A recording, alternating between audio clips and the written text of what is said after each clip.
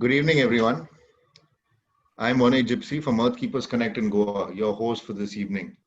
The first day of the pre-summit webinars leading up to the second New Year Summit in November, India's first integrative summit on solutions to our problems in health, food and farming, and environment.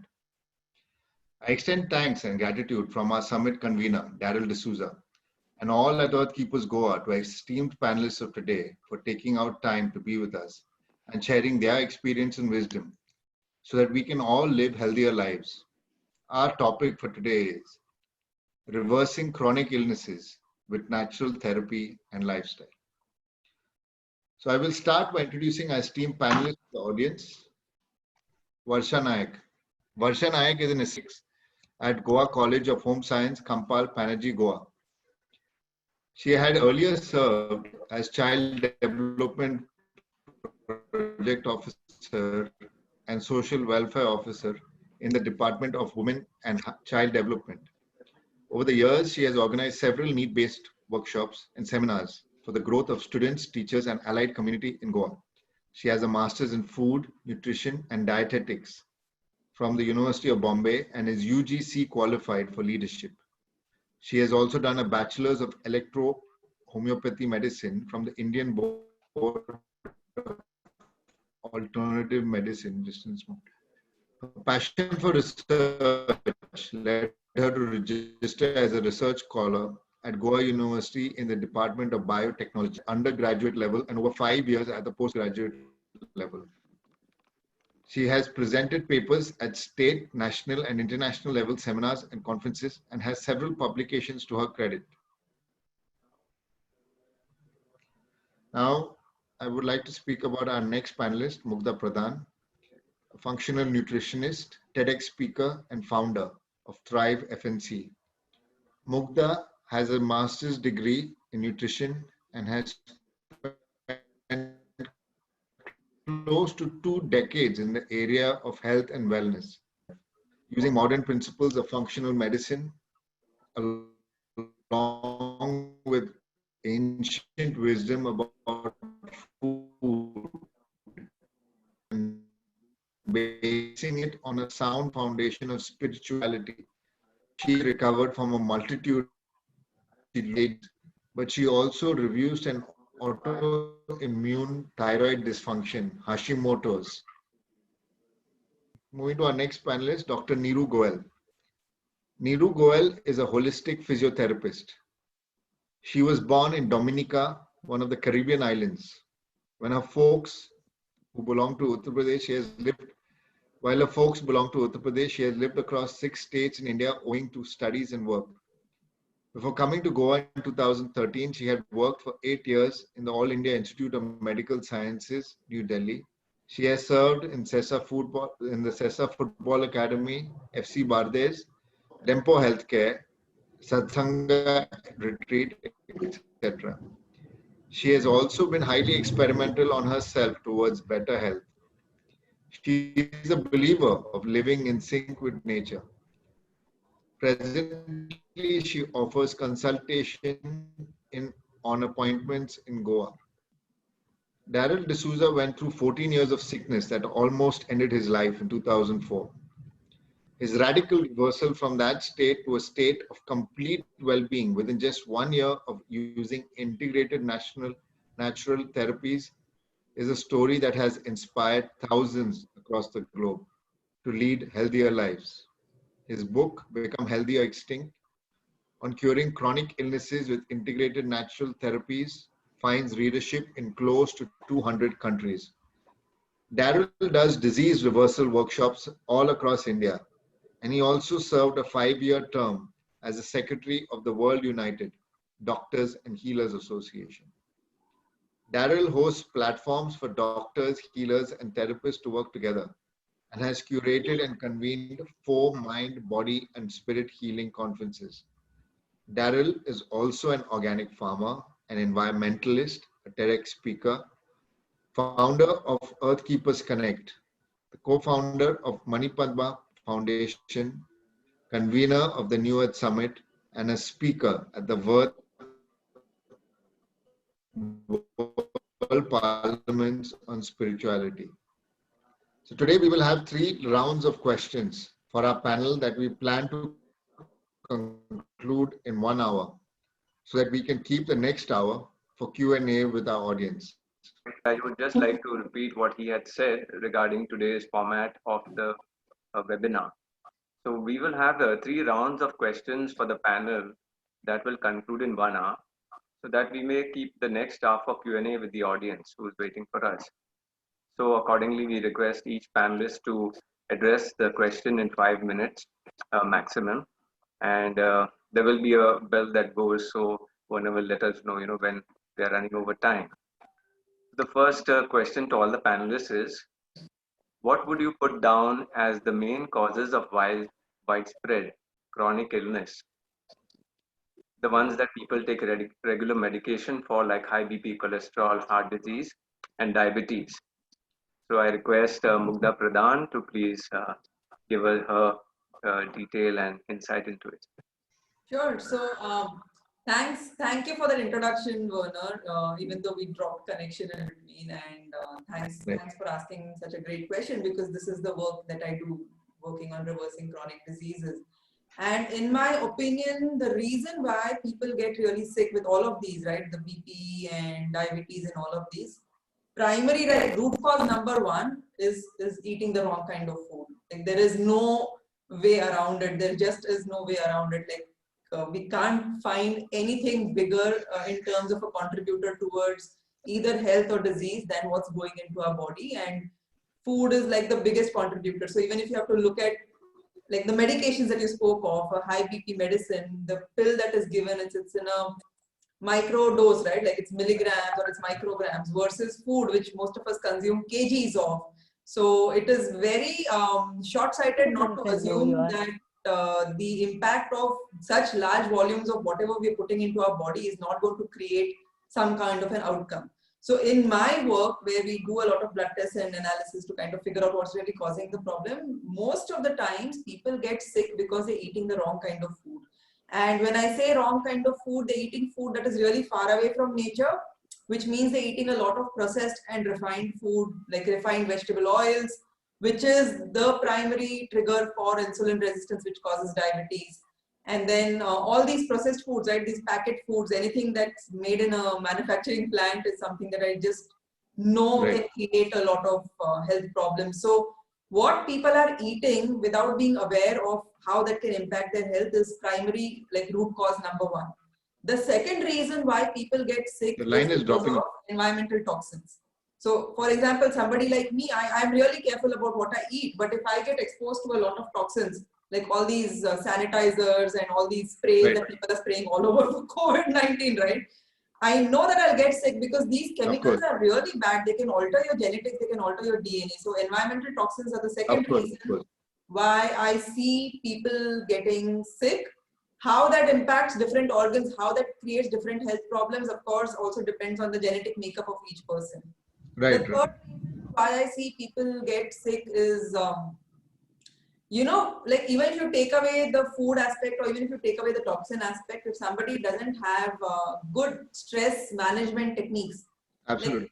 Like, stress is always there. Stress is what triggers us to evolve and grow, right? But if you don't have the right techniques to perceive and respond to stress, that itself can make someone sick, because that can mess with your pituitary, adrenal, thyroid axis, and then that can create a lot of health problems. Now, what I'm seeing, and this is of a big concern because of with the 5G rollout that's happening, is the impact electromagnetic frequencies have on our health. Like people don't realize is that even sleeping with your Wi-Fi on or sleeping with your phone right next to your head without it being in an airplane mode, or keeping your charger, like your phone plugged into the charger and sleeping with that next to your head, even that can create some level of disease, because in the end we are electromagnetic organisms, right? Even the mitochondria, or where energy is produced in our cell, that ATP production cycle, even that has an electron transport aspect to it. So the electromagnetic frequencies that are there around us, that we are mostly submerged in, that also is creating a lot of health problems for people, is what I'm seeing in my work. So the food that we eat, like eating the wrong kind of food, eating bad quality food, creating deficiencies because of that, toxins from the environment, stress and EMF is according to me what is at the root of this epidemic of chronic disease that we're seeing. Besides which, conventional medicine doesn't really have, like, nobody teaches them how to reverse this, right? Like, people when they feel sick, they go to doctors first, and doctors honestly don't have enough of the tools to help their patients reverse these problems naturally without putting them on medication. So that's like reason number 5 why people are getting more and more dependent on medication. So I hope that answers your question, Werner. Sure, sure. It does. Now then, moving on, we can take the discussion to Neeru Goel, and see her take on this question.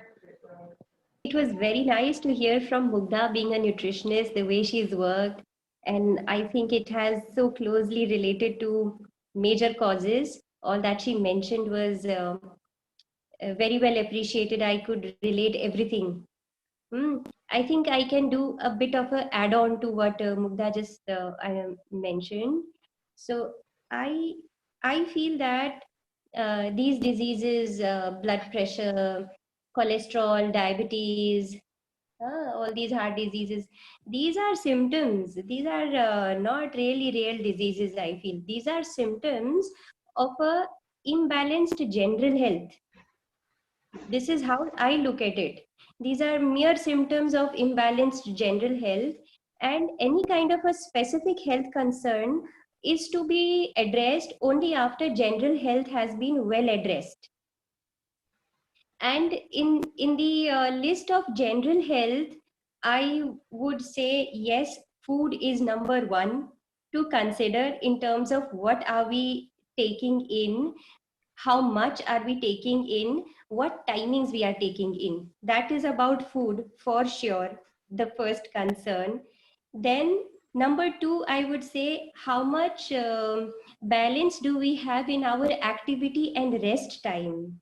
So I believe when the body is living in an equilibrium in all respects, then there is no reason why systems should go in imbalance.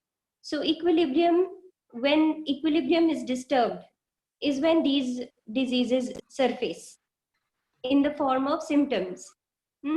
So, for example, diabetes is recognized clinically as with the presence of sugar in blood. Now, why sugar has come more in blood? Because it was not absorbed by the cells. So, inefficient absorption by the cells is the problem. And why was it not absorbed by the cells? Maybe the environment of absorption was not good enough. For example, the enzyme of absorption of insulin. When insulin is secreted, only when proper sleep has been received, and when there is an appropriate pH value of the blood, which allows the kidneys and the endocrine system to function. So we need an alkaline pH level in the blood. We need enough sleep to the body in order to allow our hormonal system to function. Only then the cells are going to absorb from the blood. All the nutrition that we take through mouth finally reaches the bloodstream. From the bloodstream, it has to reach the cells only when we allow that environment for absorption. This is the crux. I mean, clinically, if I can explain, this is how I understand these problems. So, so probably if one has to look deeper, if one has to look deeper into it, then one has to question the digestive system, which means inefficient movement of food, inefficient absorption of food. One also has to look at the respiratory system, which means inefficient oxygen absorption in blood. If there is no oxygen medium, no food will be digested. So oxygen becomes that currency for digestion. So respiratory system patency is very much required. Then there is a concern on belief in health, self-belief in health and self-confidence, which is to do with self-esteem. So if there is self-confidence, the person will keep thinking towards health. In other words, meditate towards health rather than meditating on disease. So that kind of a mental attitude where I can say that tomorrow will be healthier than today. and the responsibility of my health is on me. I make my days healthier. So that kind of a self-esteem and self-responsibility towards health, rather than surrendering our health onto a so-called doctor who is going to cure us using medicines or some aggressive surgical procedures to get the cholesterol block out of an artery, thinking that this is the end of the disease. But what if that cholesterol block comes in another artery? So how many surgeries should a person go through? So self-confidence and self-responsibility, if this comes, it looks like quite a remedy, and probably some hope we can see. So the essence of all this is that there seems to be a direct relationship between the hormonal system and the digestive system. Hmm. which All means right. that which means that how I feel is it reflects on how much I absorb nutrition. When I'm happy, I'm healthy. That relationship between happiness and health, healthy feeling, and actually being healthy, chemically as well. Sure, sure. Yeah, yeah, I agree. I mean, it was very interesting, your whole concept of positivity. Uh, so, repeating the Yeah. question now, going forward, again, about what would you put down as the main causes of widespread chronic illnesses, the ones that people take regular medications for, like high BP, cholesterol, heart disease, and diabetes. Now, I'll take the question to Varsha. I very well appreciate, with what Ms. Mugdha and Ms. Neeru has commented on. In fact, whatever I wanted to say has been partly conveyed through both the panelists. Rightly speaking, yes, there has been a tremendous shift, in our eating patterns or the dietary habits. Particularly when I talk about in Goa, we have seen a transition which has happened from a traditional diet, to the more Western diet, or I would say the impact, of travel and tourism also has caused a lot of change in the eating habits. Apart from that, the lifestyle in general, when we talk about, our physical activity has grossly reduced. Okay, in fact, now in this COVID pandemic situation, I've seen, meaning most of us, we have been sitting at home, but there are options, ample of options wherein we can actually wisely get involved in physical activity. Unfortunately, it's not happening. So two of the most important factors which are causing all this chronic illnesses is faulty eating habits and of course our sedentary activity. Now, today we are also talking about nutrigenomics, and there has been, gut dysbiosis, which is also affecting, most of our conditions, and that's one of, the leading cause. So, in fact, uh, the medications which I feel people believe more in medicines, than the natural therapy, and that is what has led to I would say in India, which is referred to as the diabetic capital of world, or most of the chronic ailments which we see in India, it's purely because of, the firm belief in medicines and not in the natural therapy. uh, uh, you know, metformin, medications like metformin, statins, even the ACE inhibitors, okay, these have caused, in an attempt to manage with many conditions, okay, this has inadvertently led to a lot of damage to our most important organs, and without even realizing, that it is causing, people are I would say rapidly consuming them, and on a large scale, in fact. So it is a role to, intervene and talk to them about the ill effects or the side effects of this medication. So in fact, apart from, planning on diets and taking the lifestyle habits, more education. In fact, we say that education is the most important thing which is required to take care of all these non-communicable or the chronic illnesses. Now, for that, I think a wise person would be, a person who has got right, adequate knowledge on the various components.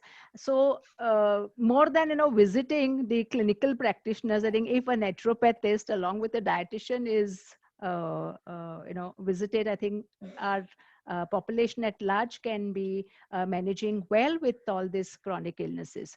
Now, let me tell you about the dietary aspect where we are failing. Okay, we do not have adequate knowledge with regard to carbohydrates. Okay, the type of carbohydrates that we are consuming is absolutely bad.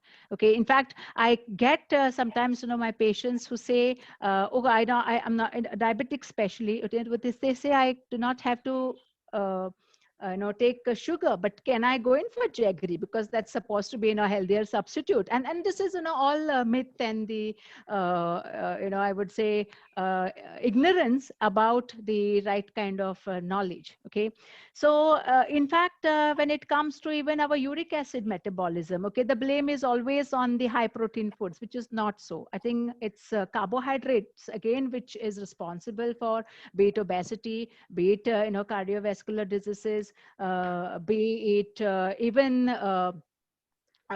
simple ailments like constipation, okay, which I've seen large number of people are getting affected with. Okay, so what we need to, I think, look at is understanding the whole essence of nutrition, understanding the stress management, as Ms. Neeru has also commented on, because eventually we require certain hormones. There is interplay of hormones which is happening, and that is actually taking a toll on the various health ailments. Okay, so uh, we need to educate our population or our clients in the best possible way. So if you ask me to put in clockwise fashion, I would put our diet first, exercise, right type of education, and last I would move on to the medications. That's the last resort, I would say.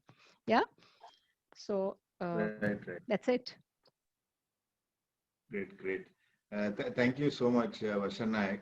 Now we will move to Darryl D'Souza and ask him for his take on this topic.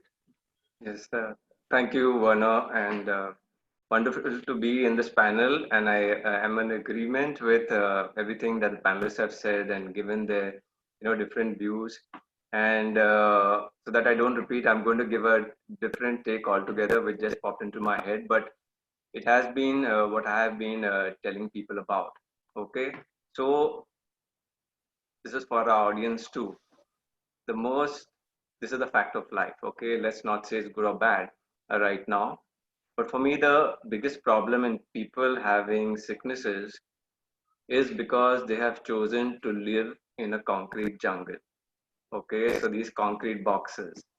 And at a summit a year back, I said the concrete jungles that we build and live in are the graveyards of humanity. Now, why is that so?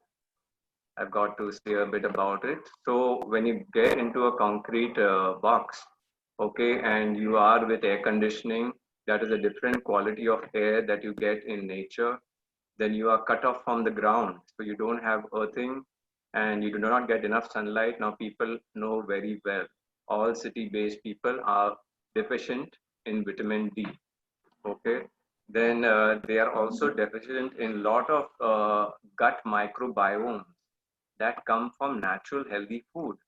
But if a city-based person is going to be eating just packaged food that have got preservatives, they have to understand that such preservative, whether it's, and those preservatives are chemicals that are causing, inflammation in the gut, and they are sources of free radicals that need antioxidants to be taken. So you do not eat fresh foods.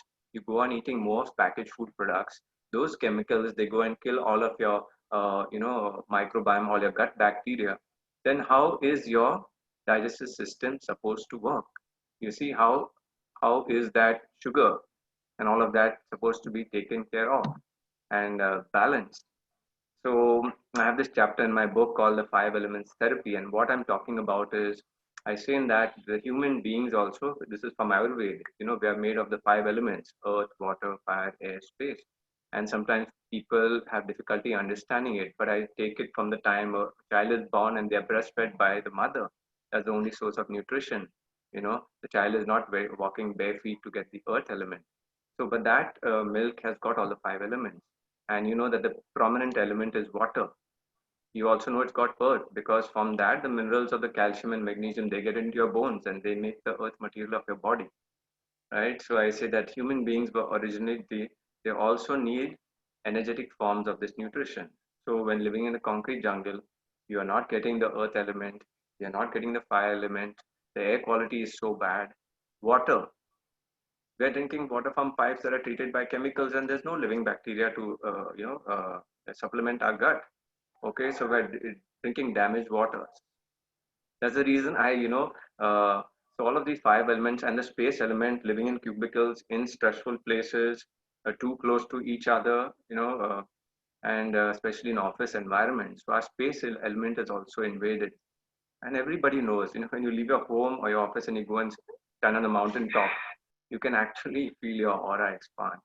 You see, so in cities, we are living with all damaged natural 5 elements, and that's why we need to eat more nutrition. And the nutrition that comes there is not pure. So we are putting all of a lot of lack of good things, abundance of toxic things. That's a recipe for sickness. Okay, so that's the reason I ran away from Bombay in 2010 because I could see all of this. I came to Goa, living in my ancestral place, started drinking well water, walking every day. I get grounding. I grow my own food. You see, I'm getting the sun and all of that, and that's the reason why people are saying that I'm getting younger every year that they see me, and I just crossed 50 years on 20th of September.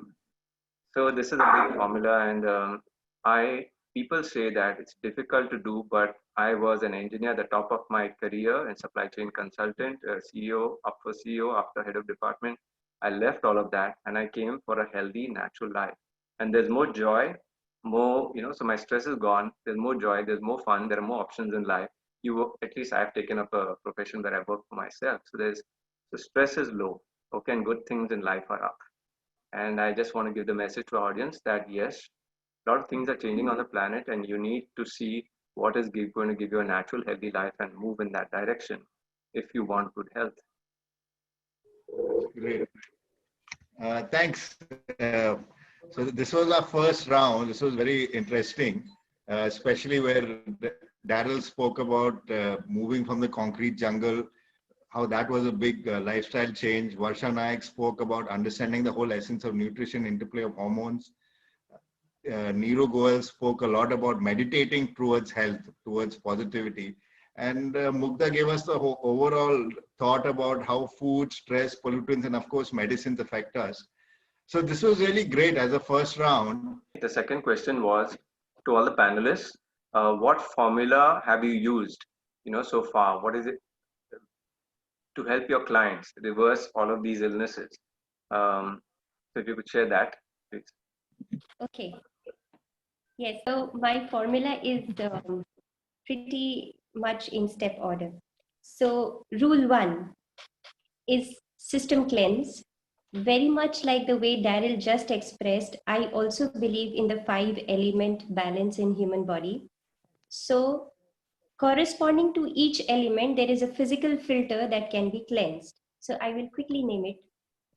Element earth, being the most densest, has a filter called intestines, which needs to be cleansed. Element water has a physical filter called kidney, which can be cleansed. Element air, which is even rarer in its density. So air has a filter called lungs. Within respiratory system rather. Neeru, you're on mute. Hello, Neeru. Yes.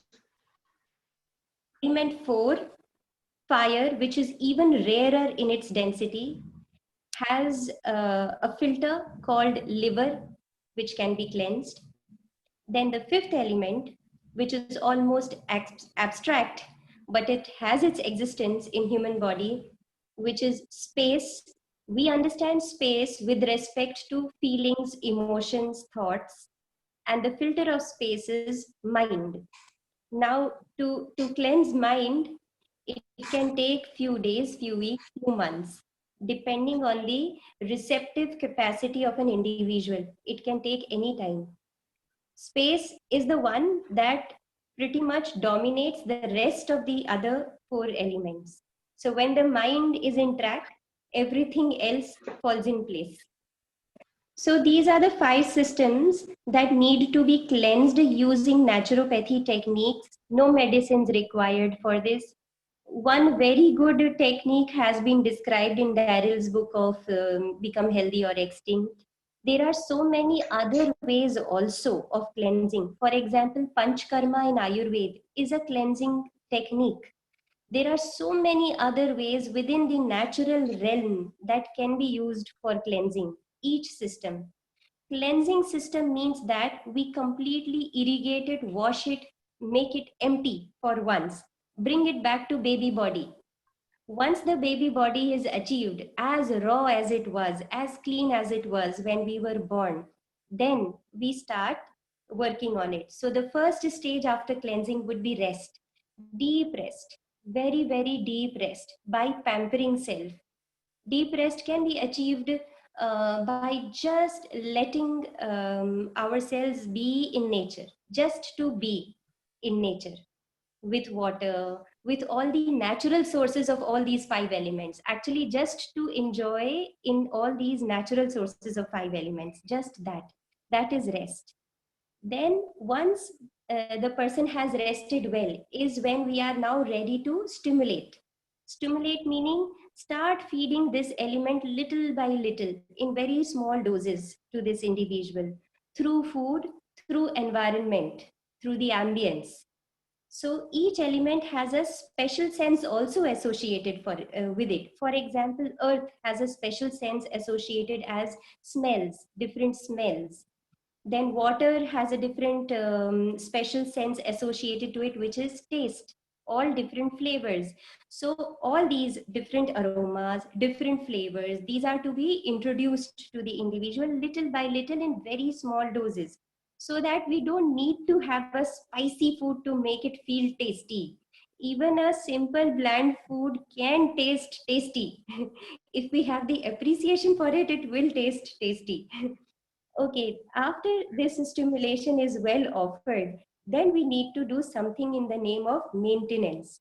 So maintenance would mean living in a state of equilibrium, the way I mentioned in the last question. Living in a Right. state of equilibrium with respect to energy input, output, with respect to activity and rest, with respect to Okay. physical activity, mental activity, and then access to sunlight. Access to sunlight minimum 2 to 4 hours every day. Access to fresh air 24 hours. There is no time in the day when we can say we don't need fresh air. That means well ventilated homes and rhythmic movements in routine. For example, walking, pranayam, swinging movements. Being a physiotherapist, this is how I would begin movements, rhythmic movements. So this Great. is pretty much that I feel is a formula that I propose, and with the confidence that body has the capacity to heal itself. So we just need to go with this belief that body does have the capacity to heal itself. Thanks. That's a very, thank you, thank you. That's a really nice interpretation. And with that, I think we can move to Varsha and get her answer to this question. Yes. Now, I would like to share with you all, 3 case studies. Okay, I mean that's the formula which I use to reverse certain conditions in some of my, well-known clients to me. Okay, so one of them had, of course, diabetes, and she was non-insulin dependent diabetic mellitus. Okay, so the formula which we adopted was, just with right type of intervention, wherein we the dietary intervention, I would say, wherein the change was made, in reducing the glycemic index of the food. So we realized, that she was taking in more of the starchy foods and the simple carbs, okay, with a lot of processed foods. Okay, so that was changed. And by increasing the fiber content of the diet.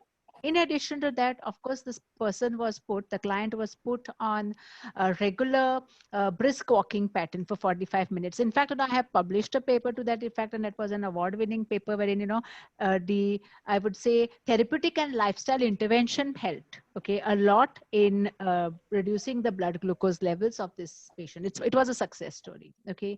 Secondly, even though we are talking about more of the chronic illnesses, but there are many more which has become now a major public health problems. Okay, so anemia is one such public health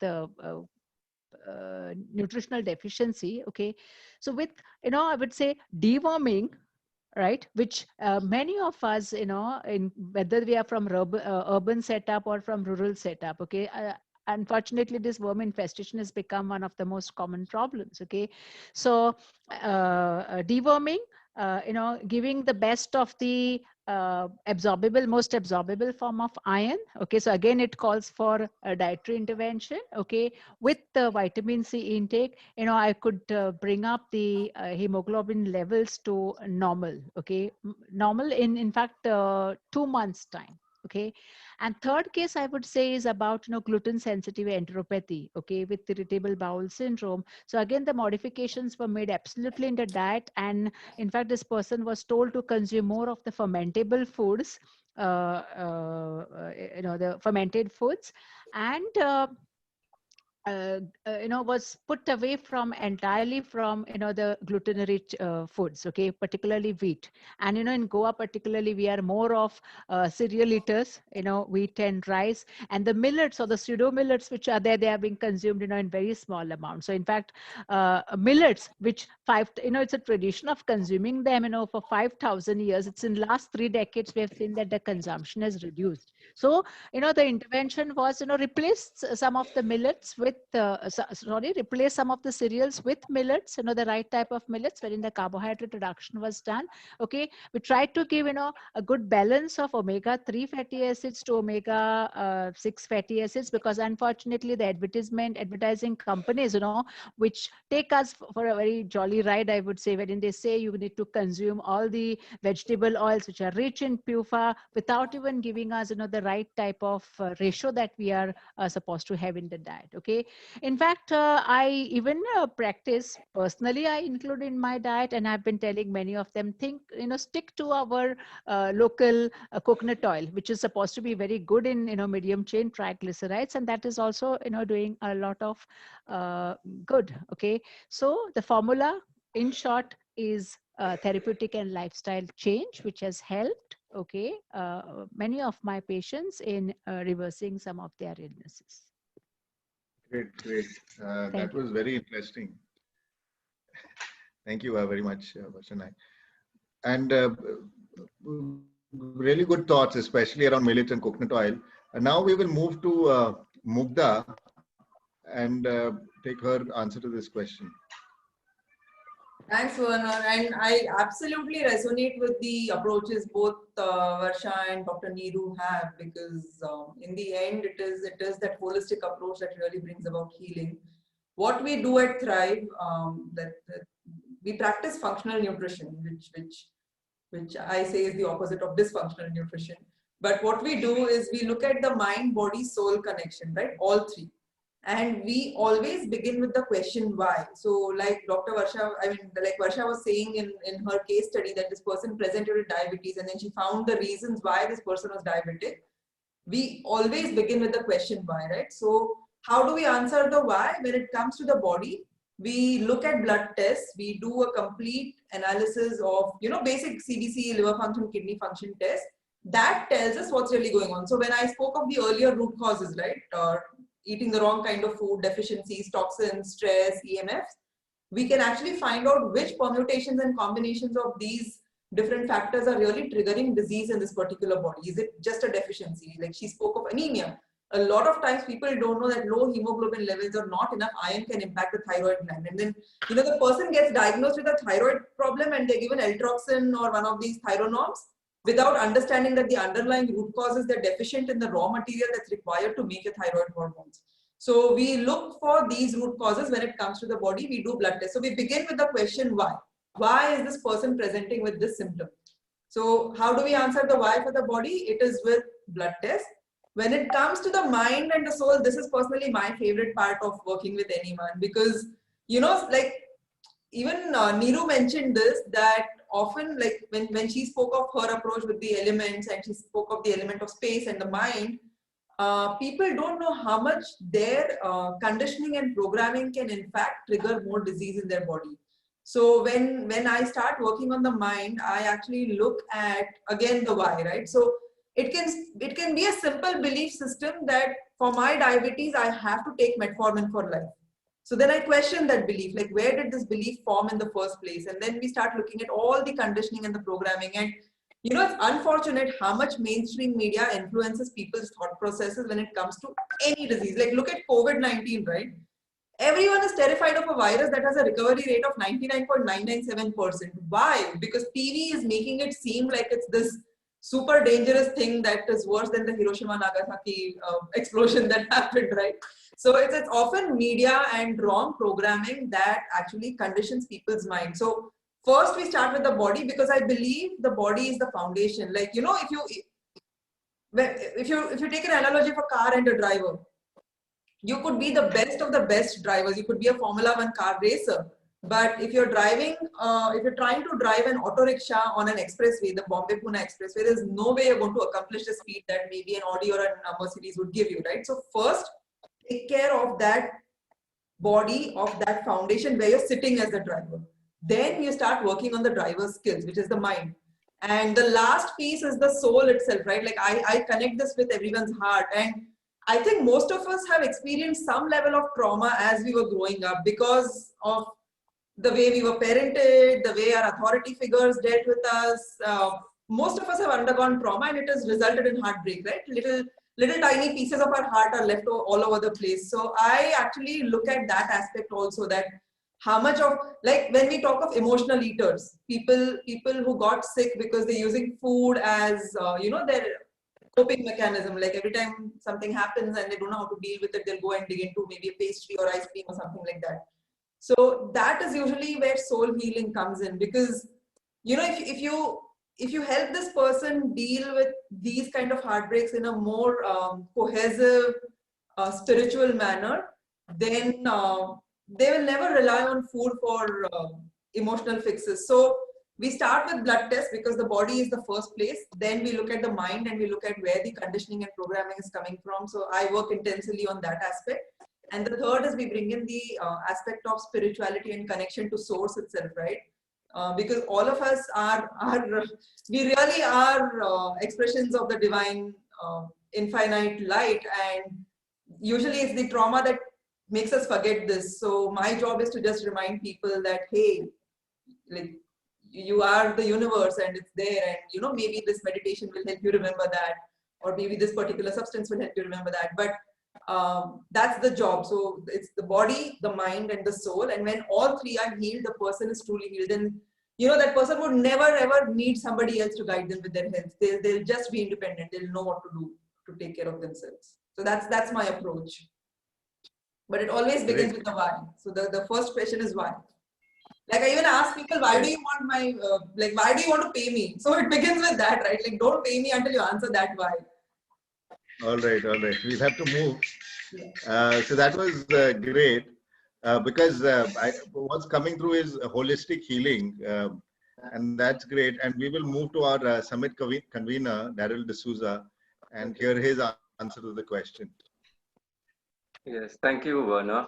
And I'll just continue from where I left off by giving people a scare about, you know, most of the population in this world are living in concrete boxes. So that moving to the village and all may seem very, you know, challenging for most people, and they say that's not really a formula. But I look at entire ecosystems within societies, within country, and I look at planetary ecology also. Okay, and there is an imbalanced model that has been implemented to a majority, because if you settle for, you know, this concrete jungle, like I said, in those concrete boxes, there is you are getting packaged food products. Now, if a person educates themselves to not have these packaged, artificial dead food that brings a lot of toxins in your body and does a slow kill on you, once they understand they don't have to do that, they try to get organic. Okay, and organic is never made in that city; it's made somewhere else. So then you got transportation time. Okay, there is a carbon footprint to it, and then there is, the some of my patients in Delhi said, I want fresh food. Can you uh, get it from, the from the village to this place in refrigerated vans? Then yeah, instead of tomatoes costing $40, they could be $240 a kilo. Okay, so this is what, see, when you agree to that concrete jungle and you try to be healthy, I'm saying it's not possible. So there's a carbon footprint, there's a high cost of food. Then who's going to get you your sunlight? You see, who's going to get you water? There is no natural water in the city. So does that mean that every city, every person is going to be drinking mineral water? Is that manufactured in a factory? I'm talking mineral water is real groundwater and well water. That is real water. So there are so many challenges when you try to live in the city, and only once people see it as a systemic problem, then they will look for a systemic solution. Okay, so that's one part of it. Then the second thing is that, in my uh, research, I've seen that people who live long, okay, that is centenarians, research was done on them, and they could only find them in the villages. And when they looked at, what's your routine, especially with regard to fitness, they don't do any workouts or exercises. They're just moving around all day. So it's just flexibility, okay, and suppleness that gets them to, 102, 103, 104 years of age. So there is no such thing as, now I'm going to make a comparative, because people don't, they only know the reality that they live in. Now here's a comparative. The people living in the Amazon forest, or, the rainforest, we have some of the shamans coming here to, Goa to teach us plant medicine, and they go all across the world. So there are many tribes, okay, in different countries. They live on the land. They're much healthier than us. They've never had high BP, cholesterol, diabetes. I mean, that 200 illnesses that we have. Okay, maybe they have a little lack of food because things are scarce.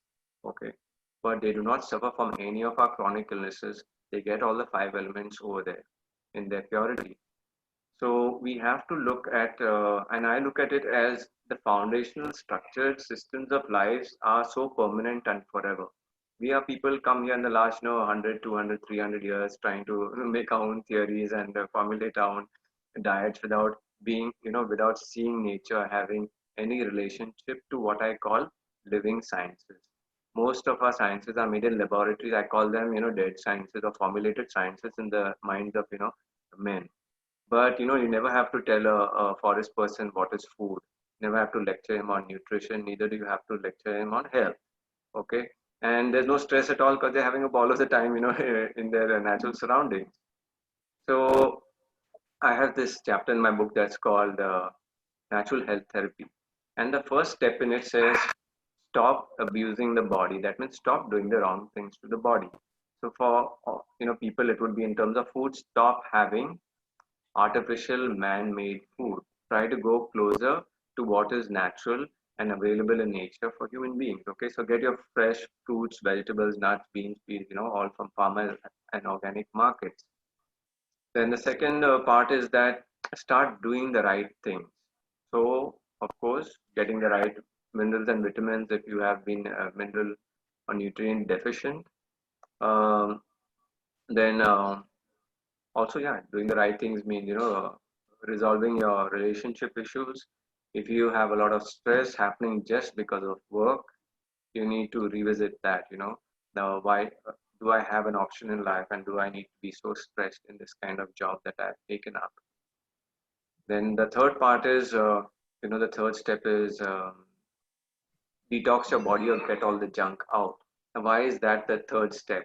Okay, because it can only happen once you've understood what is the junk you should not put in your body. Because those who have not understood step one, they do cleanses for the rest of their life because they're putting in junk always. So they got to clean it out all the time.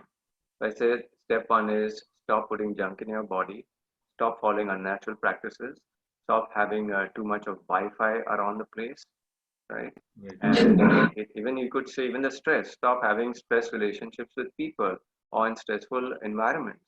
The second step would be, do the good things good for your body. So fresh food, good sunlight, good water, good relationships. Uh, Human life is, there's a furnace inside, and that furnace, that's I call your living fuel. Your living fuel depends on your intentions and what you want to do in life.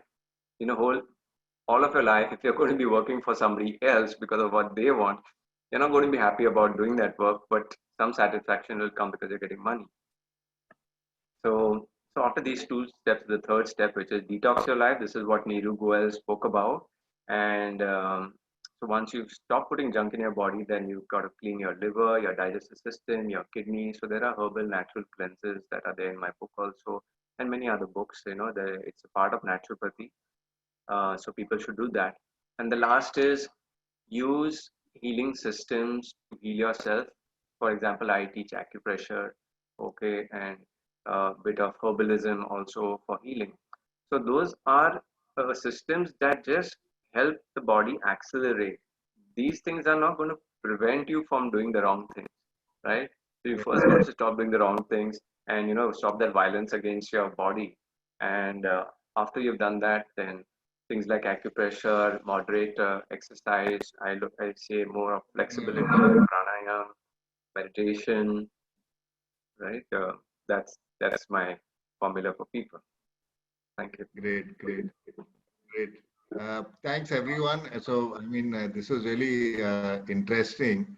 Uh, Moving on, I think now we can speak to our viewers in a sense and tell our viewers how they can access our work and services. So this is where we get to speak about ourselves. So we can start with Varsha Naik.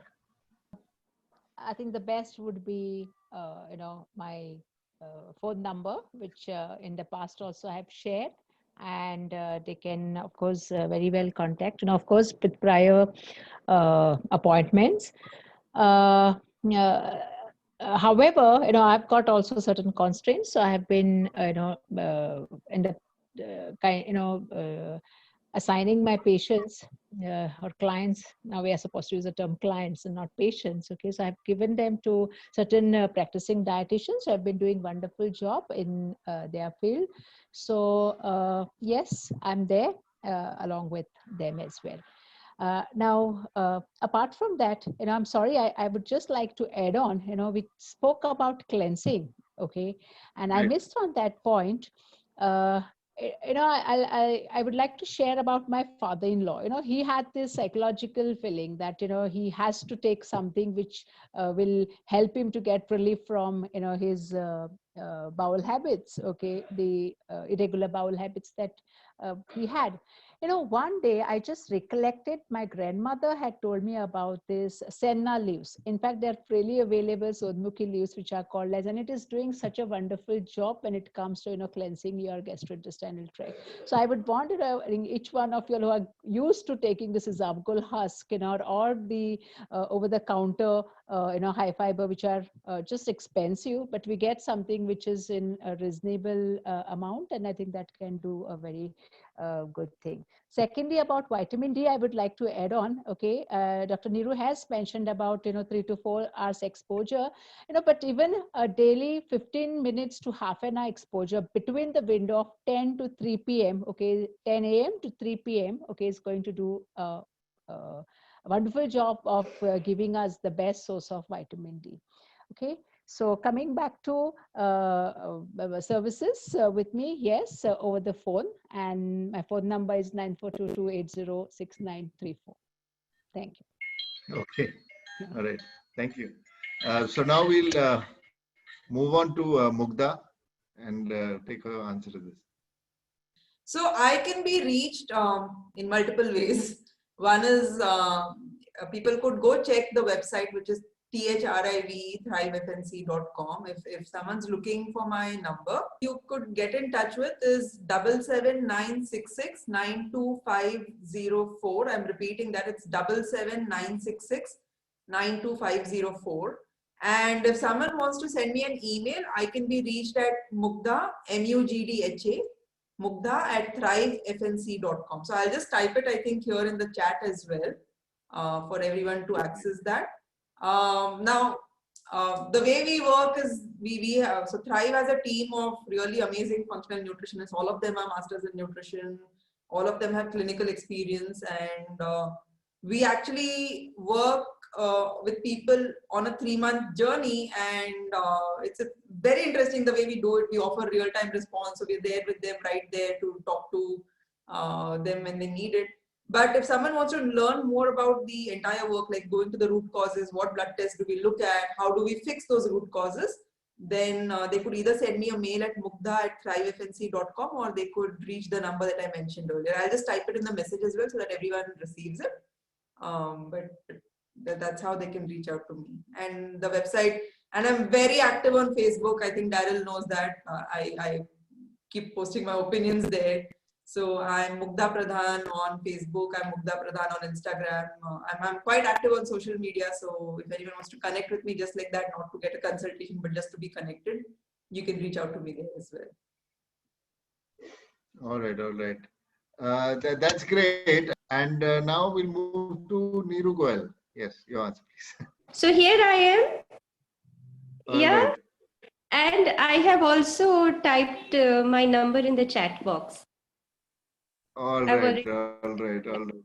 I And can see I'm that. so sorry that Thank you so much. digital. Because more questions are coming in for that from our attendees, and we hear you. So, yes, I think from here we'll move to Darryl. Yes, thank you, Varna.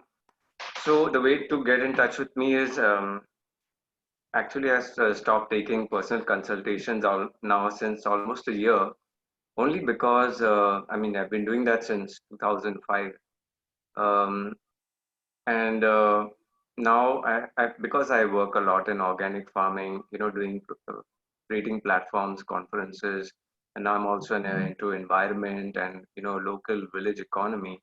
So I have a lot of projects going on. So the access that people can have, of course, they can access all of my work anytime.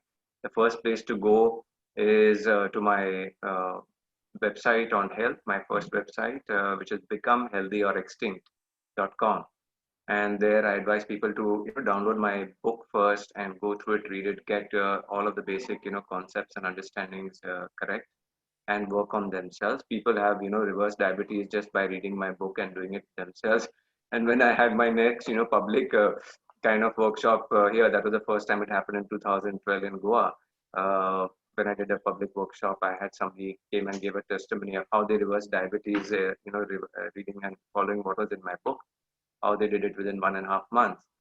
So there's a lot of so that's the first point of interaction for people who want to get some advice from me. Please download my book. It's a free download. Go through it. Help yourself to whatever degree you can. And then of course for the second level, I used to do 2 workshops a month, a full day intensive workshops in different metro cities in India, and that came to a halt right in the middle of I had scheduled for March, April, and May, and that's when the lockdown happened. So I could just do my workshop in Bangalore, and then I couldn't do in Bombay and Delhi, and that's when I opened up a online workshop. So that's a 12-hour, again a 12-hour. Sorry, I said something wrong. My day workshops in the different cities is like a 9-hour intensive. So from 9 a.m. to 6 p.m. But now that's become an online workshop for 12 hours, which people can do over 2-3 days. Okay, and if they just go to my health website again, Become Healthy or Extinct, and in the second tab of therapy, you can see the details of the workshop there. A lot of testimonies from across the country who have attended it. So just follow the instructions there, get enrolled, and do the workshop. I'm teaching acupressure in that, and for the longest time I was not doing online workshops, thinking that I could not teach people acupressure online, but it happened very wonderfully and beautifully with a lot of videos and a lot of detailed instructions. So that's how people can access my work. And once somebody has done my workshop and they know all of those things, this is out of it now. Then I know they thoroughly understand the integrated natural system that I teach, which is a combination of diet and nutrition, acupressure for diagnosing and healing weak organs, herbs for healing, then the natural detox, the cleanse therapy, and then the 5 elements therapy also, what I spoke about, and a few other, natural processes. So, uh, yes, that's how people can access what I offer. All right. All right. That's great. I think a lot of people have been asking and they've got the answers in chat. Just one question which has come in now from the chat is, could you please tell us about the book on diabetes from Narinder Garg? I believe this goes to Darryl on the book on diabetes. Okay, so I did not mention about that book. In fact, I've not heard about it. I don't know if any of the other panelists mentioned it, so they could answer it, or if they know about that book. Please comment. Can I? May? Yes, Yeah. yes. Is this the book Diabetes A to Z by Dr. K.D. Garg that our attendees asking about? Possible, yeah. We'll just see if Yeah, because I am aware of this book, and in fact, it's a very nice book. Okay, Diabetes A to Z by Dr. K.D. Garg, which says control your life, and the focus is entirely on the biochemical parameters of diabetes mellitus, the assessment and the dietary and lifestyle intervention that has been mentioned about that. Yeah, so that all right. is available. Yeah. So I would also Okay. like to mention, as a reply to that, of course, like I said, I don't know the work of Dr. Narendra Grad, but to our audience today, and especially to the person who asked the question, tomorrow is the day where we are, taking up reversing diabetes. And there I can tell you the foremost, people in the front who are the leading people who, in India at least, who are reversing diabetes are on the panel tomorrow. Dr. Pramod Tripathi, Dr. Nandita Shah, Dr. Rupa Shah, Dr. Alok Chopra, who stays in Delhi, and Dr. Pawan Vandavan. So come online tomorrow and you will get some amazing insights into reversing diabetes.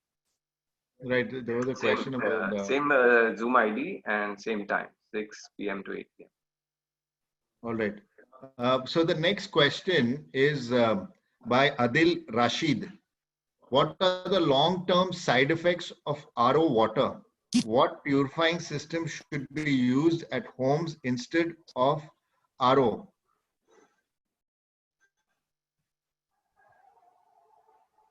Anybody who would like to take it? Personally, I would advise, and the little bit of microbiology knowledge that I have, I would advise everyone to go in for thorough boiling of water. Okay, wherein we say usually even after it starts to give those boils, okay, that you should keep water for another 10 to 15 minutes, and that's going to take care of all the microorganisms. Now, of course, we are talking about the mineral water and the RO water. Now, you are the best person to decide on what exactly you want from them. Now, it's from nutrients point of view. I think it's our food that can take care of. Now, for water, which we require for hydration purpose, and to take care of that 2 to 3 liters of daily water intake what we require, I think the best would be stocking water overnight, let it settle down. The next day you take the top water and then boil it for at least 20 to 30 minutes. That in fact has proven, many studies has proven that it can take it away from, keep it free from the microbes that we are not interested in. Yeah? Great. That's a great answer. I agree with Varsha of boiling water, because anyway, most of the city-based people are getting water through pipelines, and you see chlorine is put in it. So if the question is, are we killing the good bacteria in the water, you have to understand that it's already, most of it is already dead, the good bacteria.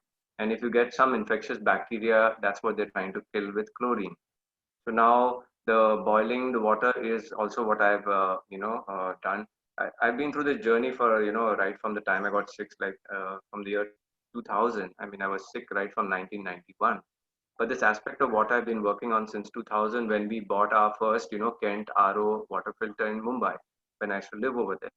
And I could see that once the candle was, about 9 months old, uh, then even though servicing was done, if servicing was done regularly every 3 to 4 or 5 months, then it would maintain its, quality.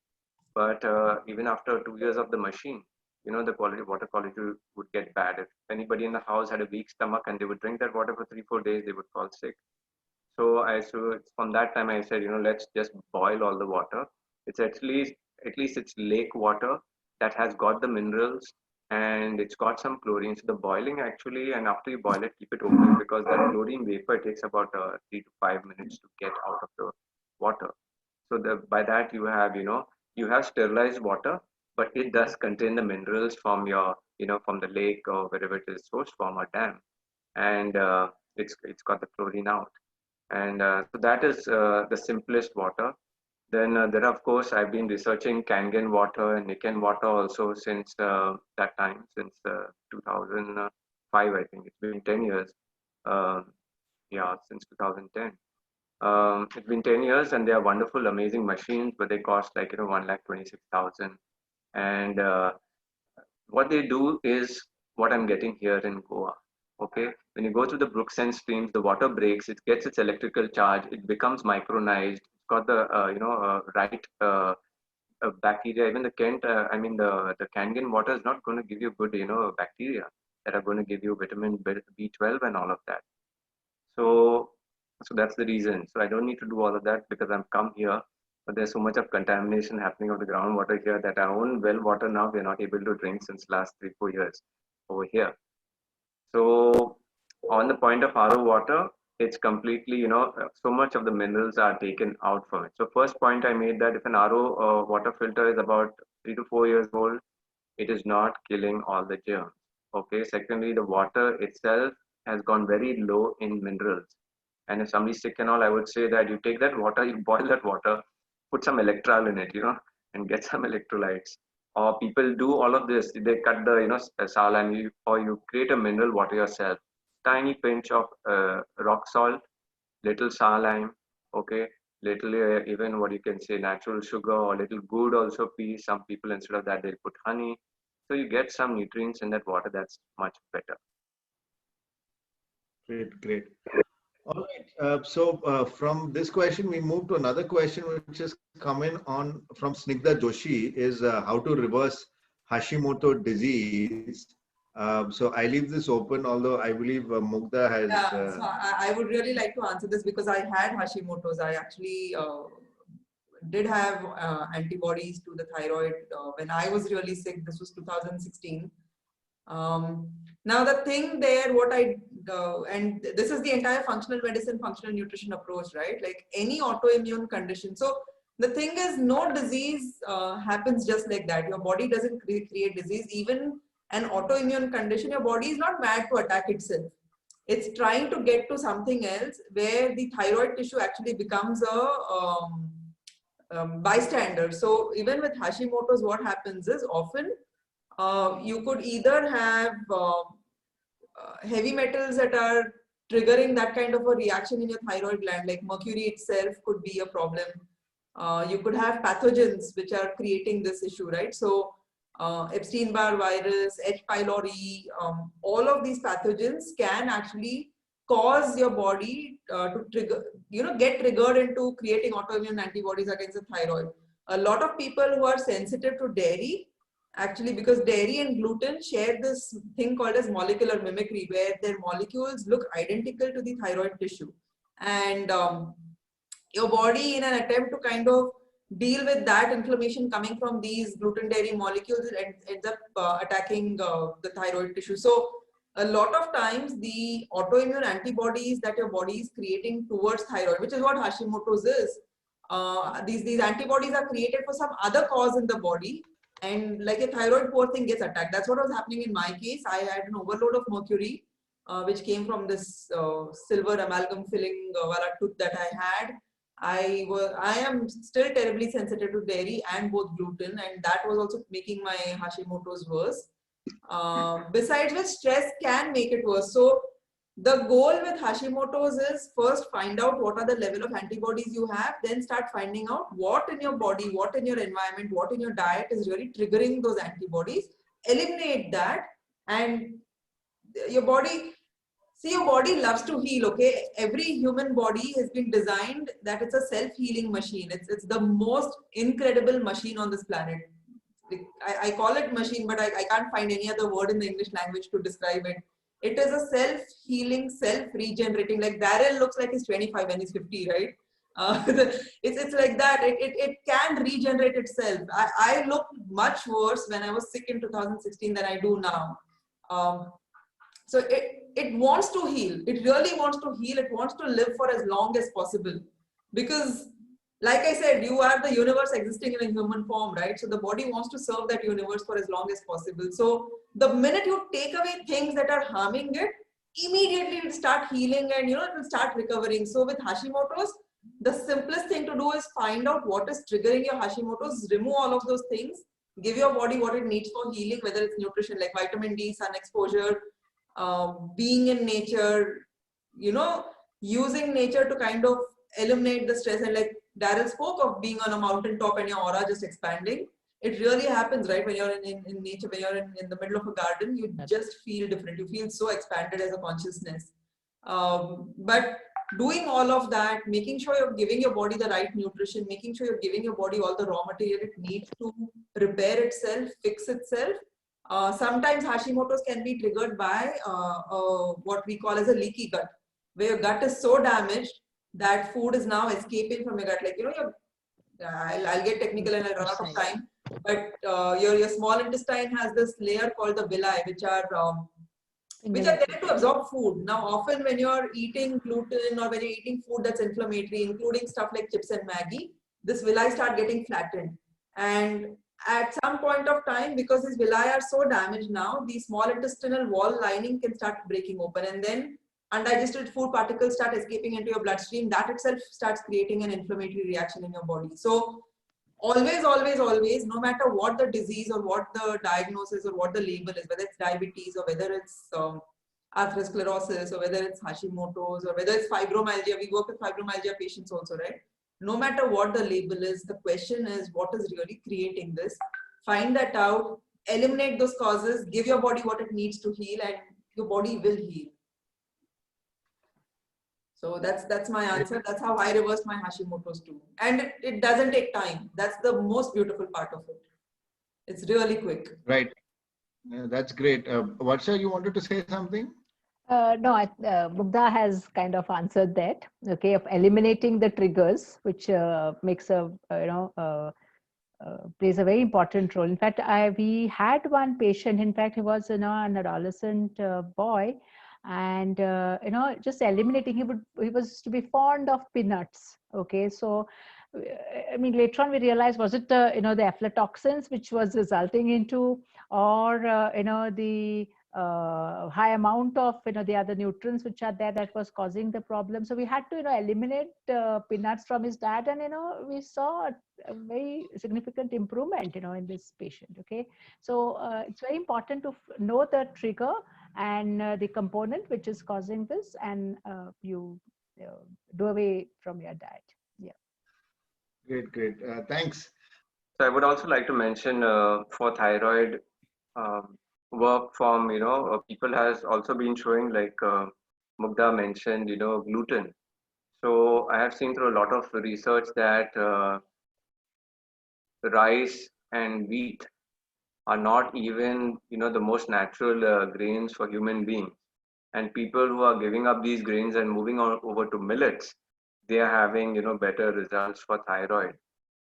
Secondly, in my book, I just remember on page 80, it says when you're trying to heal thyroid, you can try and avoid for some time cruciferous vegetables, okay, which irritate the throat, especially in their raw form, like the salad leaves, ice lettuce and all of that, and even raw, if you're trying to eat raw cabbage or broccoli. So that will make the thyroid more sensitive. So it's better to not have them raw, but have them, well cooked. That would help a thyroid patient. And the second thing, like I said, is moving over to having more millets in your diet. I typically advise people to have a millet breakfast. Of course, the first breakfast I always say should be fruits. And then if people feel hungry, depending on the kind of work they do, if it's more physical, you'll feel hungry. Maybe you can have some millets. Then the only time I advise grain is like for lunch, and that also I call it semi-polished rice. I never call it brown rice because you get varieties of brown, rice that are brown even though they're 100% polished. So I just say maximum, semi-polished rice for lunch, and evening tea, and even dinner should be millets. And with that kind of diet, a lot of people are, reversing illnesses and getting healthier. And by weight, millets will have more than more fiber, minerals, and vitamins as compared to rice and wheat. Whereas rice and wheat are more of complex carbs, they're going to give you more acidity, and of course, you're going to put on a lot of weight with them being converted. There's such so much of glucose that is being created. Right. So that's a very important question. Now moving to the next one from Maheshwara Alamuru is how to reverse Crohn's and colitis. I hope I pronounce everything. If anybody would like to take this question. Yeah, I can answer that as well, because we actually work with somebody who had ulcerative colitis. I spoke about her even in my TED talk. She was on immunosuppressants for 13 years. And every time she would have a flare up, she would be completely bedridden. And it's so funny, right? Like all she needed was like a few simple things and her gut started healing. So her gut was severely damaged. What I spoke about, like her small intestinal lining, it was completely eroded, right? So she really was unable to digest a lot of food. She would have a flare up. Her colon would get inflamed so often. In her case, and again, see, it's very hard to give a generic answer for me because my entire work relies on looking at blood tests and finding root causes. But in her case, what really worked is we eliminated both these gluten and dairy, both known irritants to the gut. What we also did is we brought in a lot of gut healing nutrients. There's an amino acid called glutamine, which you get just as amino acid. So glutamine really is good at repairing the gut.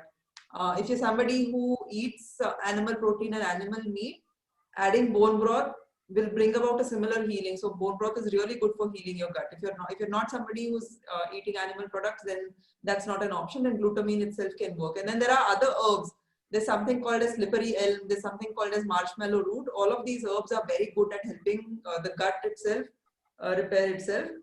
And then, like Darryl said, right, in her case also, we reduced her grain intake quite a bit because we didn't want anything that would trigger irritation around the gut. So fruits were there, but again, not in too many large quantities, because then the volume of fruit itself, initially at least, at the initial phase, it just became like, because even a gut microbiome was messed up, all the bacteria were wrong, everything was wrong. So even eating fruit would trigger a lot of gas and fermentation in the gut because of the fruit sugars that were there in her case.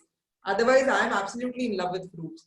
So what we did a lot of healing of the gut with glutamine and marshmallow roots, slippery elm. We brought in also aloe vera, that she would have aloe water in the night. So you peel off the aloe's green skin, you just take the gel. So don't buy these, who's that guy, Baba Ramdev's aloe juice and all that.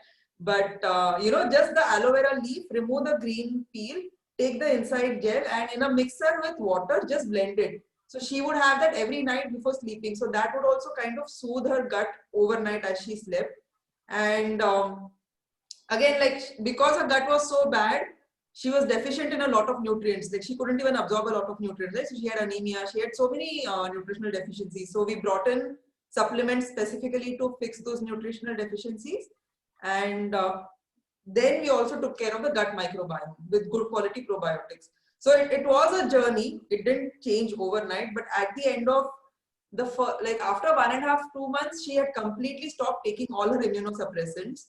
And she told her doctor, okay, I'm stopping this. And the doctor was like, don't come to me if you get a flare up. I don't know how that is even a compassionate answer to give to somebody who's suffering for so long. But she has been off all medication. Now it's been 2.5 years since we started working with her. But that is also, you need to heal your gut. you first take out everything that will irritate the gut, right? So gluten, dairy, these hard to digest grains, even big legumes like chole, rajma, all of these are very hard for the gut to digest. And then bring in softer food, right? Like softer and easy to absorb food, and then look at the deficiencies, fix those, and like focus primarily on healing your gut from inside. Like that tissue needs to be healed. That entire garden that we call the gut microbiome, that garden needs to be gardened properly, and all the weeds have to be removed out. So that's what we did in her case. That's what we do even with people who come to us with IBS, IBD, and those kind of health concerns. All right, all right. So Yes, I've I got would a like to. sorry. Yeah, I would just like to also touch upon what agree with what Mugdha said about taking out milk from the diet, because I came from a background of 10 years of amoebic colitis. Okay, and I was still under the treatment of allopathic doctors at that time. That's why who were trying to kind of give me more antibiotics, and that kills more of your gut bacteria, and then your guts are not functioning anyway. And I used to get loose motions and blood in my stools, and my stools wouldn't form. Okay, so antibiotics were not really the answer.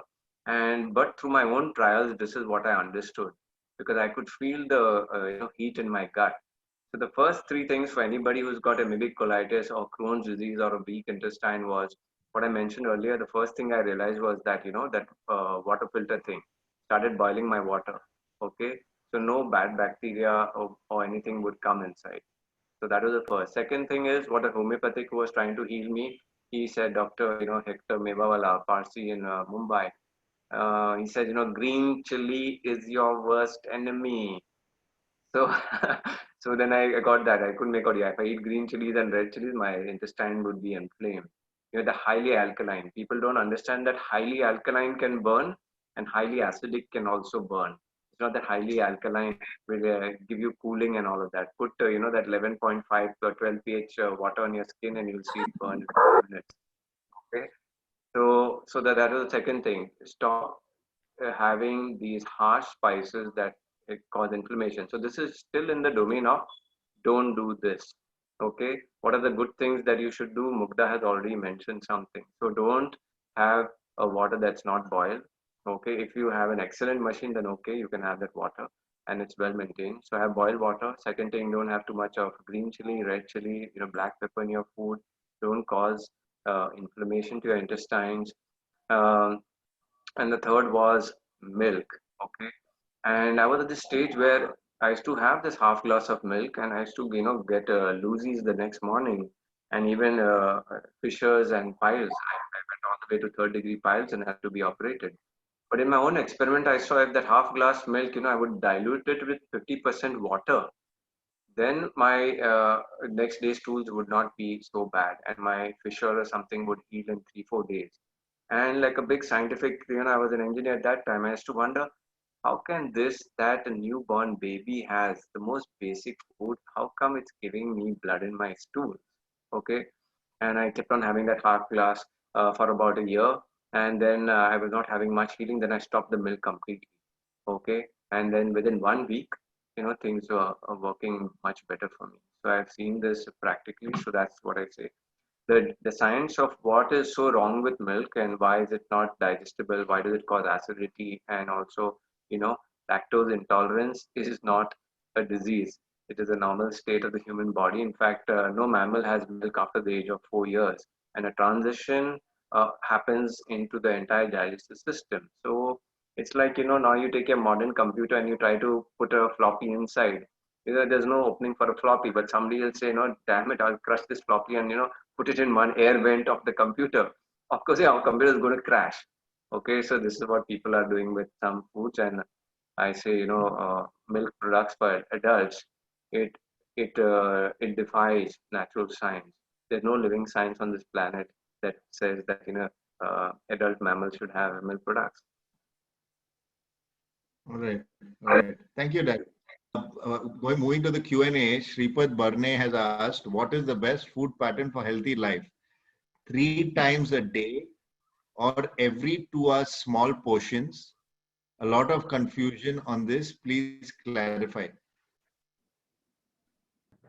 Mugdha, would you like to? since you're a practicing, a nutritionist. Yeah, sure. So, see this, like what I've learned of late, even I, until 1.5 years ago, I would tell people eat every 2 hours and eat small frequent meals, and keep your blood sugar levels constant and all of that. But what I've learned now is that every time you eat, you're triggering insulin release, because insulin needs to go and help your cells absorb glucose, right? So there's like a phase 1 insulin response which happens as soon as you put food in your mouth, and there's a phase 2 response which happens after the food is digested and glucose comes into your bloodstream. And it turns out that eating very often and continuously through the day is not so great for your insulin sensitivity. Actually, it is bad. And again, if you look at the pattern like our ancestors had, right? They didn't really have an abundance key. They didn't have a kitchen that was stocked up all the time. Like I'm just feeling like chewing on something because I'm bored and I'm going to go eat something. They would typically mostly forage and hunt and gather. So their food intake would be at longer intervals. Like they'd spend more time looking for food than actually eating food. And we've actually started implementing that even at Thrive. We are making sure people are not eating through the day. And we're seeing so much improvement in their blood sugar management. So there's really no need to eat every 2 hours. I know there are popular nutritionists who say eat every 2 hours. Again, see, if somebody has extreme glucose dips, like they have hypoglycemic episodes because they've not been able to control their diabetes, at that time, it needs a different approach. But if you're metabolically healthy, if you don't have any major illness in the body, like I personally eat only 2 meals. I eat breakfast and then I have lunch and then that's it. I don't even need more food than that. And my portion size is also very small. Most of our clients, patients, whatever you want to call them, eat like 3 good nourishing meals. Some of them, if their food is so nutrient dense, like in the first 2 meals, they really are not hungry for dinner. And because we do blood work before and after, right? So we know also if they're becoming deficient, because it's not about starvation. It's really about giving your body all the nutrients it needs when it needs it. And then like you don't need to eat through the day. Again, a lot of people have trouble, differentiating between their hungers. So nutritional hunger is actually the only hunger you should feed with food, which is a need for nutrients. People have anger hunger when they become angry with something and they want to go eat. People have emotional hunger, which is like what I spoke of, right? They eat because they don't know how to deal with their emotions. So they use food to numb those emotions. Sometimes people mistake thirst with hunger. So sometimes thirst becomes disguised as hunger because, again, if you look at how our ancestors ate, they didn't really have access to water all the time either. Sometimes a lot of their water came from food, like fruits and vegetables, right? That would give water also. So sometimes your body sends you a signal for hunger when it's actually feeling thirsty. So learning to differentiate what hunger you're actually experiencing becomes really important. But I personally don't go with this philosophy anymore of eat every 2 hours. I see that everything metabolically improves much more if you eat lesser food. Like less is good, like lesser food is good. We are a generation of over fed and undernourished human beings, I think. I would also, like to share some insights on this. Going back, starting from the least amount of meals.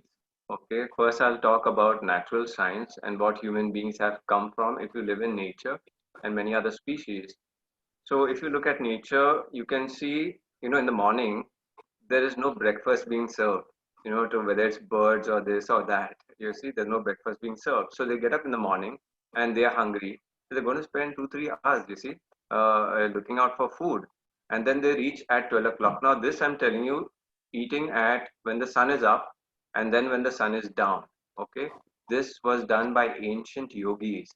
And if you read the sciences from the Jain Munis, okay, I listened to a lecture where they are giving such detailed explanations of when the food is happening, what's happening in the digestive system, and how long does it take to communicate to that brain, and how long does the brain give an interval and an actual hunger sign again. So there's a gap of almost 6 hours.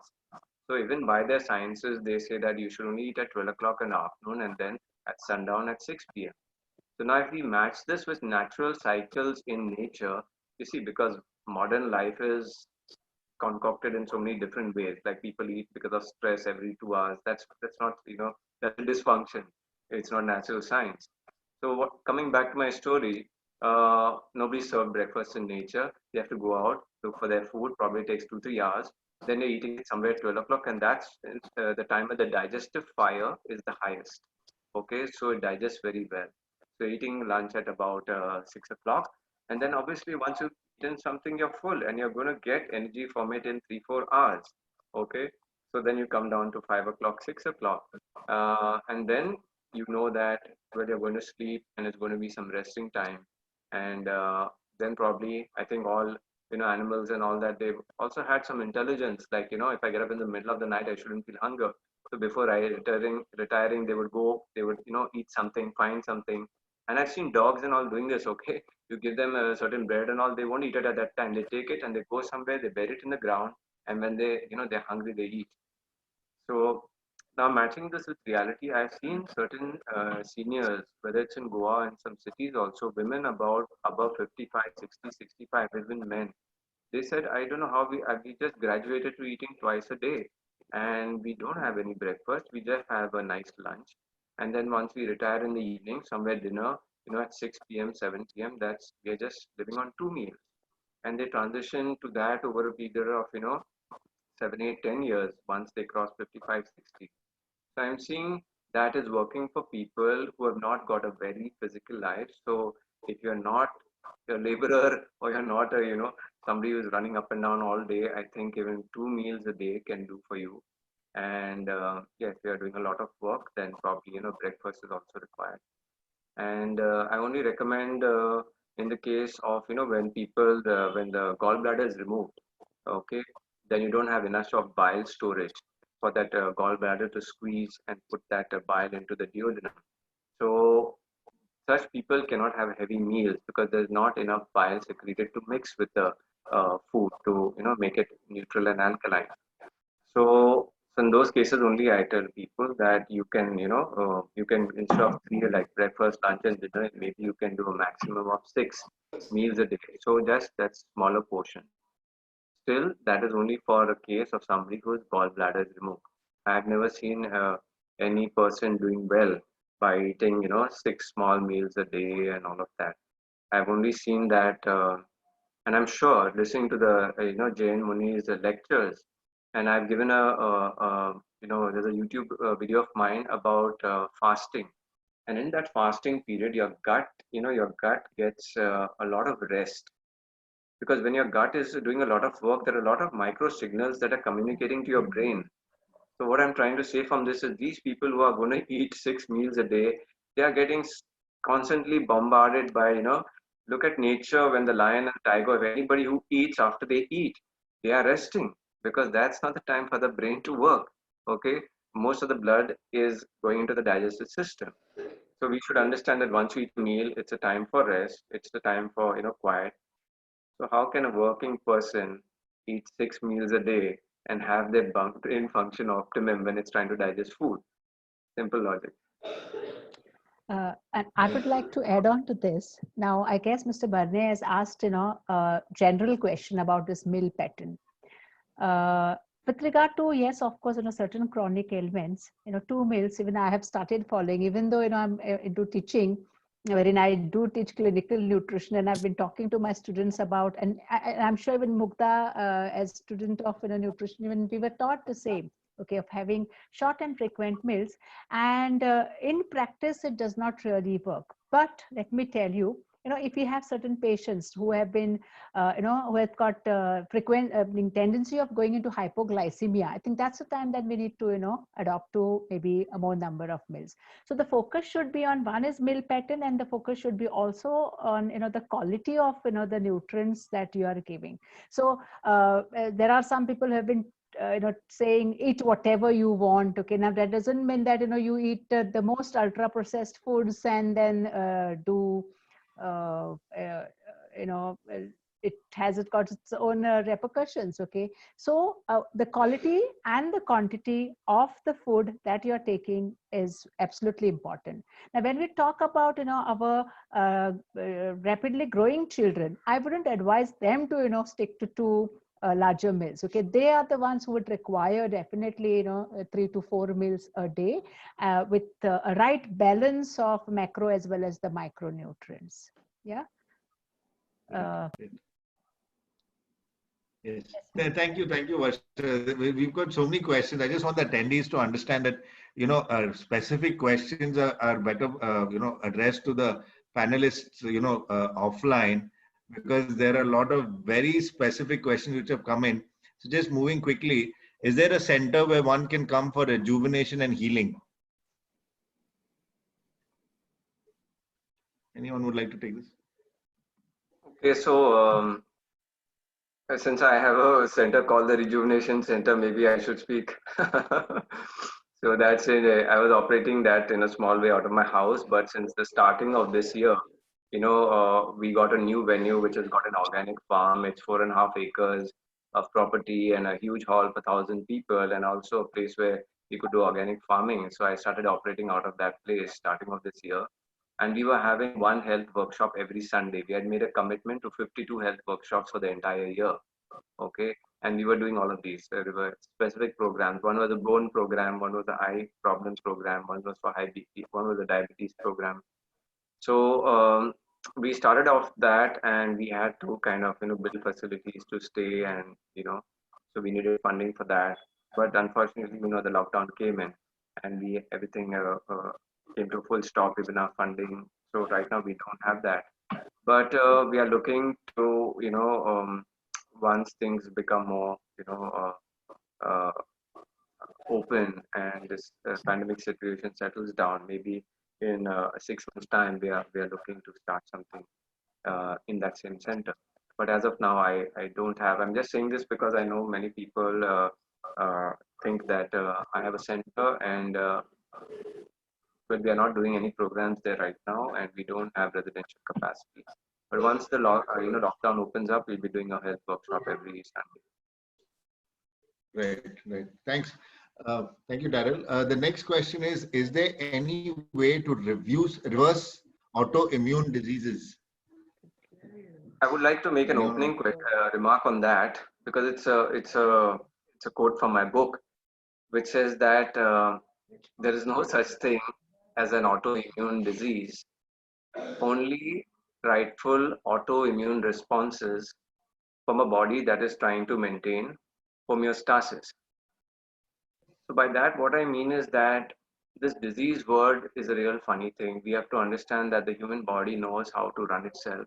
It's when we do wrong things to the human body, it expresses certain things, which when mainstream doctors don't understand it, they can call it an autoimmune disease. For example, biggest example is diabetes is still classified as an autoimmune disease. But when if people will attend our lecture tomorrow and understand how diabetes is reversed, and it is just a few things, that natural things that you do about your diet and certain lifestyle changes, then you cease to exhibit that condition. So actually, it's not that the immune system is doing something dysfunctional. It's we are doing something dysfunctional, and when the output comes as an illness, then we call it a disease. So this word autoimmune disease can only be understood when you work on the reality. You take every illness, understand why it happens, and find its proper formula. Especially in integrative natural medicine or functional medicine, there are formulas for all of these means. Whether it's heart disease or hormonal imbalance or even obesity. Um, so each illness has to be taken and worked on that way, and then it reverses. So from what I have seen, all of the mainstream illnesses, I've seen that they are not autoimmune diseases, meaning that it's not the immune system that is banging you up, or breaking you down. Even arthritis, I don't consider it as an autoimmune disease, because once you change you do the right things, arthritis ceases to express itself. So, and still by that definition, I only agree to those things that are not yet understood till today. What is the working mechanism? I'm okay with somebody calling it an autoimmune disease, but most of the mainstream chronic illnesses, they are understood in integrative natural medicine and functional medicine. There are cures happening and people are using them. It's not something recent. It's been happening since the last, decade. Only people who do the work, they get the results and they see that, oh, that means, I don't have diabetes anymore. And I just did some natural things. So it was not my immune system that went crazy.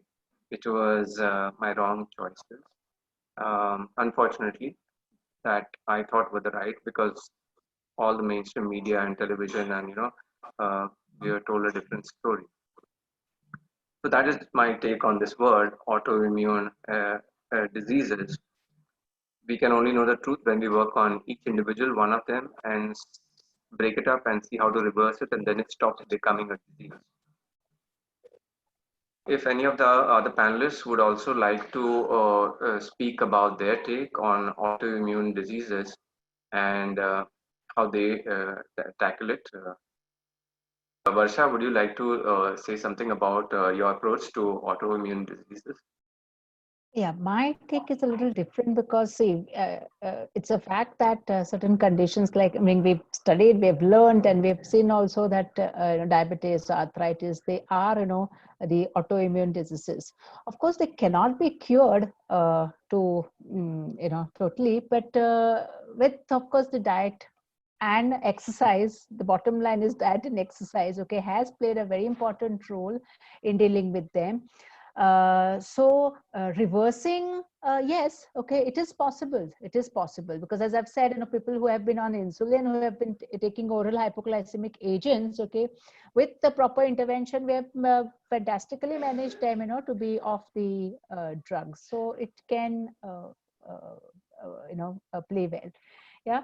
Now, with regard to the stress, because many a times that the stress that has triggered, it has caused the imbalance of various hormones, the antagonistic hormones especially, and then that is how it has caused this damage. So I think it's very important for us to, in fact, Dr. Neeru Goel, when she was talking about, she was sounding so calm, and she said that we have to breathe in, breathe out, and so passionately that she spoke about. I think that is what calls for behavior modification. So if each one adapt to a good behavior modification, I think we can deal with many of these autoimmune conditions extremely well.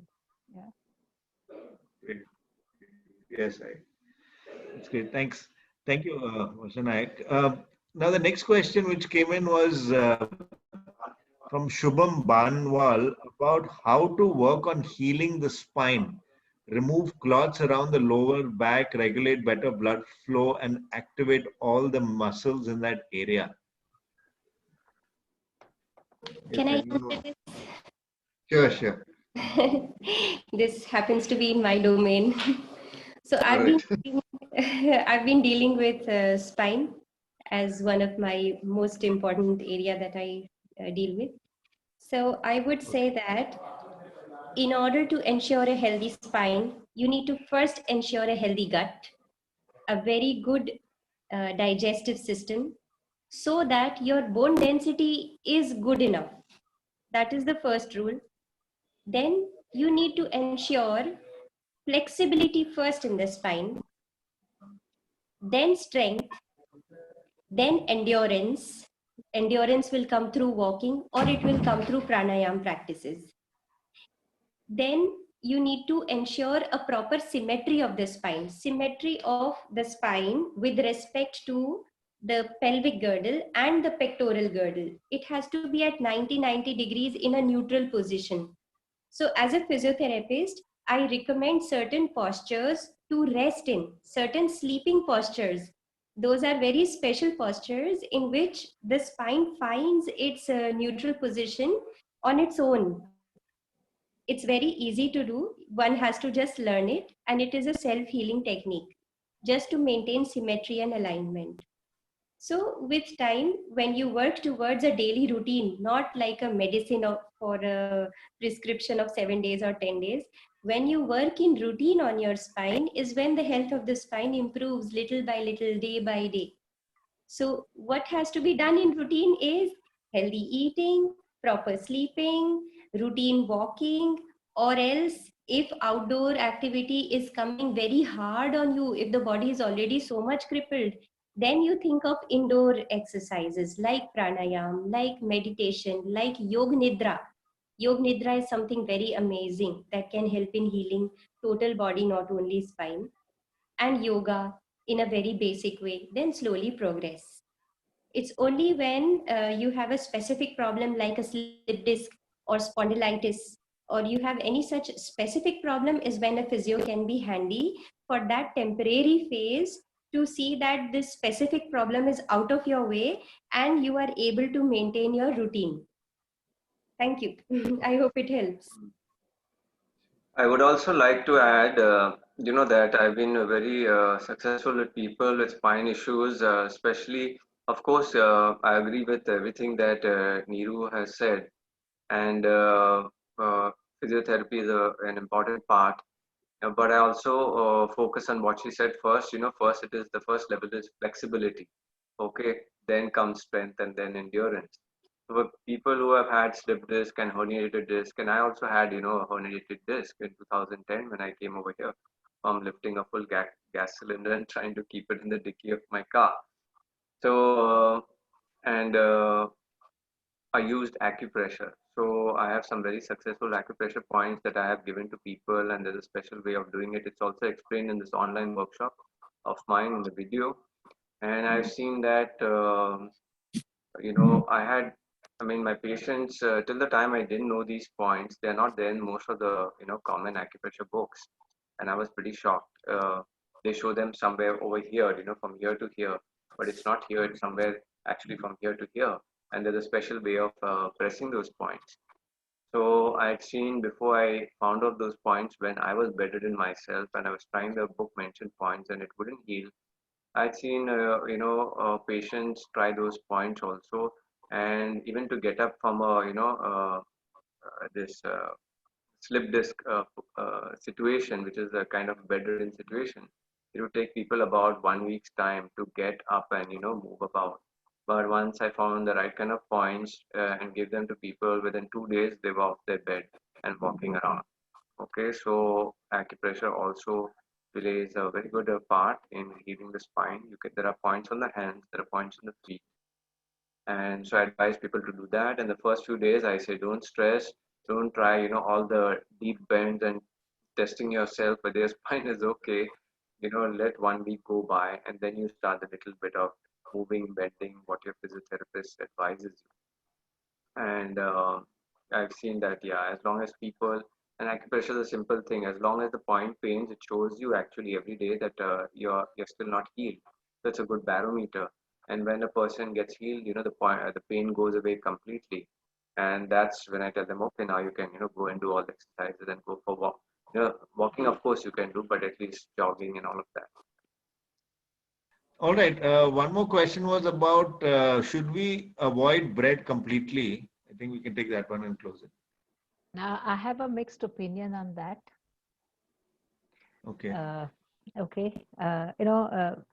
See, number one, if we consider diabetes, the glycemic index of bread is very high.